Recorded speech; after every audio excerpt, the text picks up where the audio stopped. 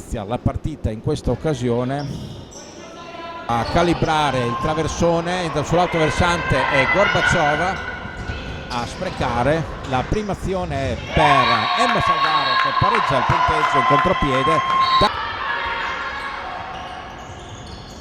Servita Rios da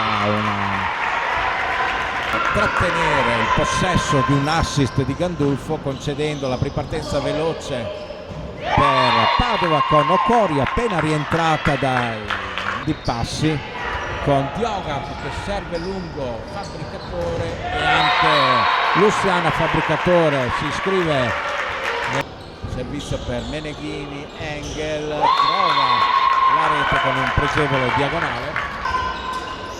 Diogap, Gorbaciova, Gandulfo, Fabbricatore e diagonale schiacciato per la 15ª rete. Ariosto e ancora una volta Diogap non trova lo specchio della porta. Per Meneghini che trova un'azione spettacolare applaudita dal pubblico. Gorbaciova trova un pregevolissimo diagonale per la 18ª rete personale, recuperarla nella propria metà campo. Danic con una conclusione forse deviata sblocca questo punteggio che era fermo da tempo immemore. Diogap per Gorbaciova che trova la rete. Diogap prela per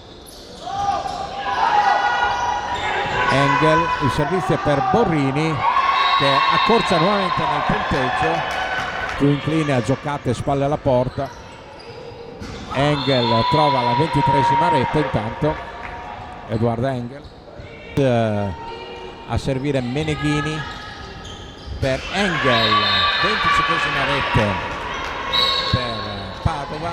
Gandulfo perde palla non con incomprensione